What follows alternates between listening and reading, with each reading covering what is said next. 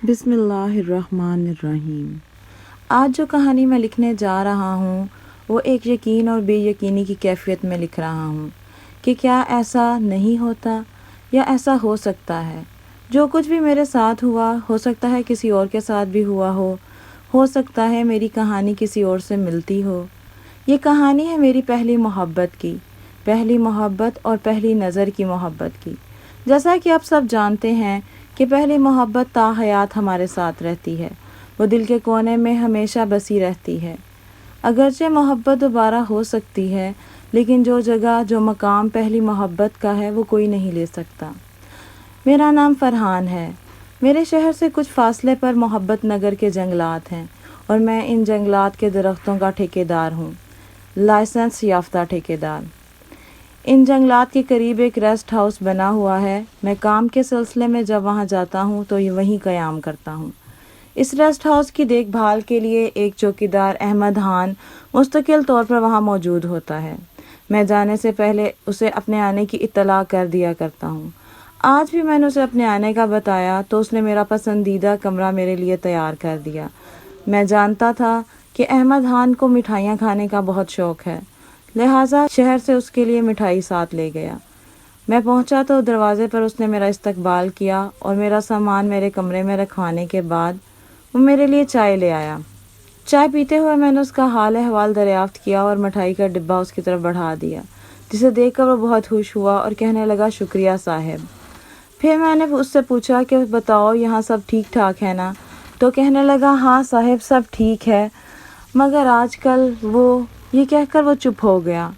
پھر میرے پوچھنے پر بتانے لگا کہ آج کل رات کے وقت یہاں پر ایک بھیڑیے کے رونے کی آواز آتی ہے۔ یہ سن کر میں بہت پریشان ہوا اور کہنے لگا یہ تو کافی خطرناک بات ہے۔ تو احمد خان بولا ہاں صاحب خطرناک تو ہے، لیکن ابھی تک اس نے کسی کو نقصان نہیں پہنچایا۔ ویسے بھی ہم رات کے وقت اپنے دروازے بند رکھتے ہیں تو ڈرنے کی کوئی بات نہیں۔ وہ چائے کے برتن اٹھا کر کمرے سے چلا گیا۔ آج موسم کو دیکھ کر لگ رہا تھا کہ شاید بارش ہوگی، اور ایسا ہی ہوا، بارش ہونے لگی۔ جنگلات اور ویرانوں میں بارش کا برسنا شہروں میں بارش کے برسنے سے بالکل مختلف ہوتا ہے۔ یہاں پر بارش مسلسل اور بہت تیز برستی ہے۔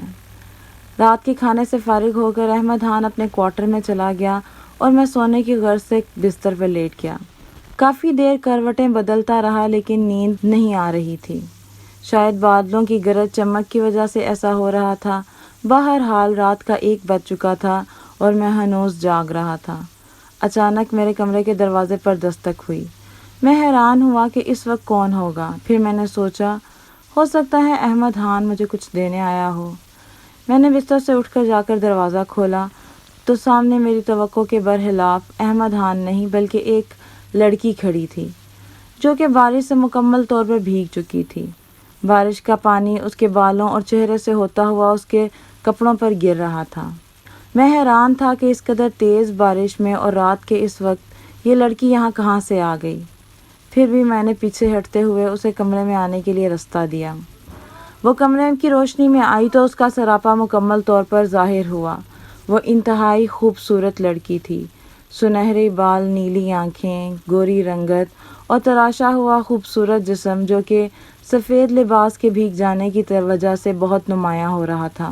میں نے اسے دیکھا تو دیکھتا ہی رہ گیا کہ وہ اس قدر حسین تھی، اور میں سوچ رہا تھا کہ کوئی لڑکی اس قدر حسین کیسے ہو سکتی ہے۔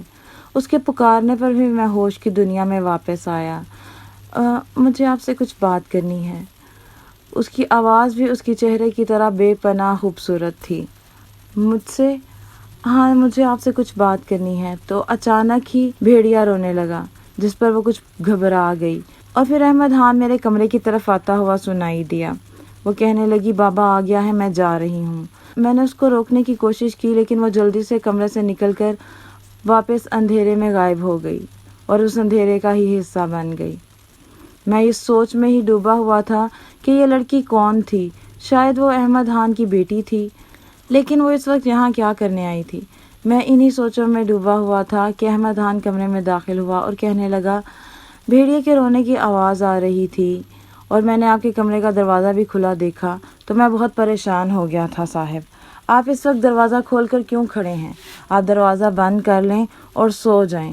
وہ جانے کیا کیا کہتا رہا، مجھے کچھ سنائی نہیں دے رہا تھا۔ میرے ذہن اور خیال میں صرف وہ لڑکی چھائی ہوئی تھی۔ بہرحال میں نے دروازہ بند کیا اور میں سونے کے لیے لیٹ گیا۔ بستر پر لیٹ کر بھی میری آنکھوں میں وہی چہرہ گھومتا رہا۔ پتہ نہیں میں کب سویا، کچھ علم نہیں۔ اگلا سارا دن کام کی مصروفیت میں گزر گیا۔ ٹھیکیداروں کے ساتھ کام میں لگا رہا۔ شام کو جب ریسٹ ہاؤس واپس آیا تو احمد خان نے میرے لیے چائے پراٹھے بنائے ہوئے تھے۔ کھانا کھا کر میں سونے کے لیے بستر پر لیٹا تو کل کا منظر میری آنکھوں میں گھومنے لگا۔ وہی واقعہ مجھے یاد آنے لگا۔ وہ لڑکی کون تھی اور اسے مجھ سے کیا بات کرنی تھی؟ میں یہ سوچ ہی رہا تھا کہ وقت گزرتا جا رہا تھا۔ تقریباً رات کے 2 بجے تھے کہ میرے دروازے پر دوبارہ سے دستک ہوئی۔ میں نے اٹھ کر دروازہ کھولا تو وہ وہی لڑکی تھی۔ آج وہ کل سے بھی زیادہ حسین لگ رہی تھی اور میں یہ سوچ رہا تھا کہ یہ اتنی خوبصورت کیسے نظر آتی ہے۔ اور آج میں نے سوچا کہ میں اسے سمجھاؤں گا کہ اگر اس نے مجھ سے کچھ بات کرنی ہے تو دن کی روشنی بھی میرے پاس آ سکتی ہے۔ رات کے اس پہر اس کا میرے کمرے میں آنا کچھ مناسب نہیں۔ اگر اس بات کا احمد خان کو پتہ چلے گا تو اسے برا لگے گا۔ یہ سوچتا ہوا میں اندر کمرے میں آیا تو ایک دم مجھ سے کہنے لگی کہ میں کیسی لگتی ہوں۔ کیا مطلب کیسی لگتی ہوں؟ مجھے دیکھیں، کیا میں ایسی لگتی ہوں کہ میرے ٹکڑے ٹکڑے کر دیے جائیں؟ نہیں، ایسا بالکل نہیں ہے۔ تم ایک انتہائی خوبصورت لڑکی ہو، سراپا حسن ہو۔ تو پھر انہوں نے میرے ٹکڑے ٹکڑے کیوں کر دیے؟ ٹکڑے کیا؟ وہ کیا کہہ رہی تھی مجھے کچھ سمجھ نہیں آ رہا تھا۔ یہ تم کیا کہہ رہی ہو؟ ہاں، کس نے ٹکڑے کر دیے؟ کیا مطلب؟ وہی لوگ جو میرے پیچھے پڑے ہیں۔ انہیں ایسا کرنے سے کوئی روکتا کیوں نہیں ہے؟ وہ ایسا کیوں کر رہے ہیں؟ پھر سے بھیڑیے کے رونے کی آواز آئی تو وہ گھبرا گئی۔ مجھے اس کے رونے سے بہت ڈر لگتا ہے، میں جا رہی ہوں۔ رکو رکو، باہر مت جانا، وہ تمہیں نقصان پہنچا سکتا ہے۔ نہیں، وہ مجھے نقصان نہیں پہنچائے گا، میں دوسری طرف سے نکل جاؤں گی۔ یہ کہہ کر وہ دوڑتی ہوئی کمرے سے باہر چلی گئی۔ میں بھی تیز قدموں سے اس کے پیچھے آیا لیکن وہ نظروں سے اوجھل ہو چکی تھی۔ میری الجھن بڑھتی جا رہی تھی۔ میں نے فیصلہ کیا کہ میں صبح احمد خان سے اس کی بیٹی کے بارے میں بات کروں گا۔ اگلی صبح میرے لیے ناشتہ احمد خان نہیں بلکہ کوئی اور عورت لے کر آئی۔ پوچھنے پر پتہ لگا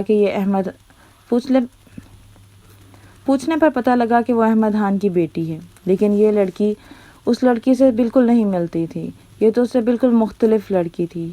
رات کے وقت جب میرے کمرے میں آتی تھی وہ تو بے انتہا حسین لڑکی تھی، لیکن یہ تو عام سی شکل و صورت کی مالک تھی۔ ہو سکتا ہے احمد خان کی 2 بیٹیاں ہوں، میں اس سے پوچھوں گا۔ شام کو میں اس کی عیادت کے لیے اس کے کوارٹر میں گیا تو اس نے بتایا کہ صبح مجھے کچھ بخار تھا لیکن اب طبیعت بہتر ہے۔ میں نے اس سے پوچھا، احمد خان تمہاری کتنی بیٹیاں ہیں؟ تو کہنے لگا، صاحب ایک ہی بیٹی ہے اور وہ بیوہ ہو چکی ہے اور میرے ساتھ ہی رہتی ہے۔ آپ کیوں پوچھ رہے ہیں؟ بس ایسے ہی پوچھ رہا ہوں۔ احمد خان کے اس جواب سے میری الجھن میں مزید اضافہ ہو گیا۔ آج رات کو میں انتظار کر رہا تھا کہ وہ میرے کمرے میں آئے گی تو میں اس سے پوچھوں گا کہ وہ کون ہے اور وہ یہاں کیوں آتی ہے۔ میرا انتظار طویل ہوتا جا رہا تھا لیکن وہ نہیں آ رہی تھی۔ پھر تقریباً 2:30 بجے دروازے پر دستک ہوئی۔ میں جلدی سے اٹھا اور میں نے جا کے دروازہ کھولا۔ وہ باہر کھڑی تھی۔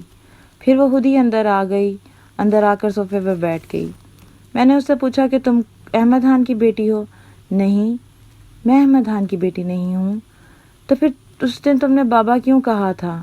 تو پھر تم کون ہو؟ میں صفیہ ہوں۔ کون صفیہ؟ آپ مجھے نہیں جانتے، لیکن آپ سے مجھے کچھ کام ہے۔ کیا آپ مہربانی کر کے میری مدد کریں گے؟ تمہیں میری کیا مدد چاہیے؟